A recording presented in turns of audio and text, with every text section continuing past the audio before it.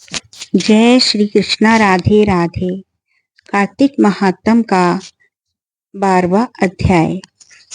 राजा पृथु ने हाथ जोड़कर देव ऋषि नारद से कहा, हे महाराज, अब भगवान की पूजा का महात्म सुनाने की कृपा करिए। तब नारद जी बोले, हे राजा पृथु, जो मनोविनोद में भी भजन करता है उसको परम पद प्राप्त होता है। जो श्रद्धा युक्त होकर भजन करता है उसके महात्म का वर्णन नहीं किया जा सकता। इस संबंध में मैं एक अति प्राचीन इतिहास सुनाता हूँ, ध्यान पूर्वक सुनो। नारद जी ने कहा, कलिंग पर्वत पर दीर्घपुर नामक नगर में सुबाहु नाम का एक अत्यंत धर्मात्मा राजा रहता था। वह प्रजा का पुत्र के समान पालन करता था। उसके ध्रुमकेश नाम का एक पुत्र था जो अत्यंत दुराचारी और स्त्रीगामी, चोर तथा जुआरी था।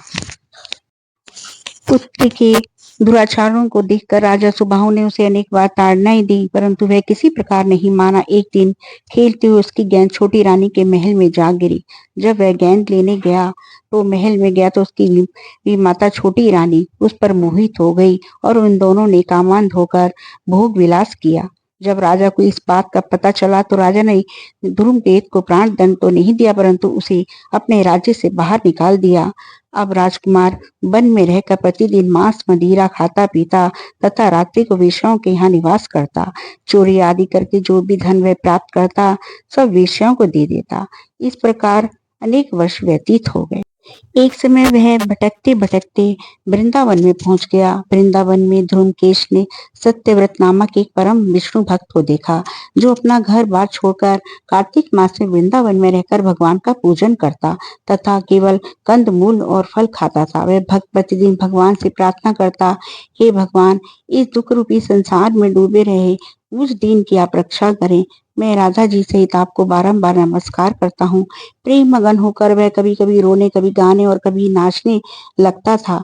ध्रुमकेश ने उस वक्त जब ये क्रिया देखी तो रात्रि को वेश्या के घर आकर मिट्टी की एक मूर्ति बनाकर वैसे ही सब कृत्य किए और अंत में स्तुति आदि करके वेश्या के घर में ही सो गया। देवयुग से राजा के दूत भी उसी समय वहां आ गए और उनके हाथ से ध्रुमकेश मारा गया। यमदूत उनको महापापी समझकर मारते हुए पकड़कर यमराज के पास ले गए। ध्रुमकेश को देखते ही महाराज अपने सिंहासन से खड़े हो गए और आदि देकर उनका सत्कार किया। फिर अपने दूतों को फटकारते हुए बोले उसको कि तुमको धिक्कार है। जब हमने ये आज्ञा दी हुई है कि विष्णु भक्तों को यहाँ पर मत लाओ, फिर ध्रुमकेश को यहाँ पर क्यों लाए? उसने कार्तिक मास का व्रत वृंदावन धाम में चाहे हास्य से ही किया, फिर भी वह बैकुंठ में जाने का अधिकारी है। बैकुंठ में भेजने के पूर्व यमराज ने धूमकेतु को अपने निकट बैठाकर कहा, भगवान की भक्ति 9 प्रकार की है।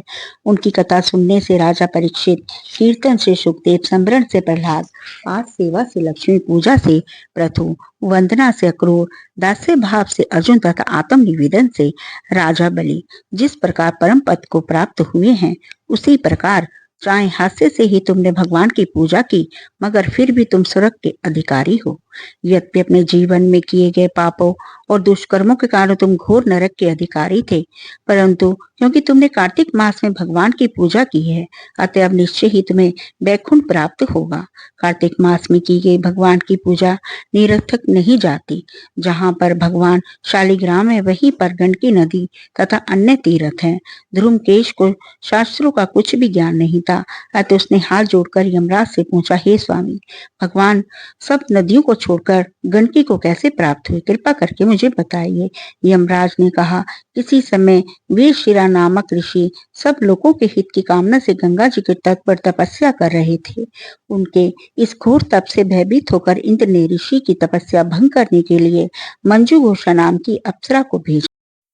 मंजू घोषा उस रमणीक स्थान में क्रीड़ा करती हुई अपने रूप और यौवन का प्रदर्शन करके हाव भाव दिखाने लगी। फिर उसी स्थिति में उसने मुनि के चरणों पर स्पर्श किया तो उनके रोमांच खड़े हो गए।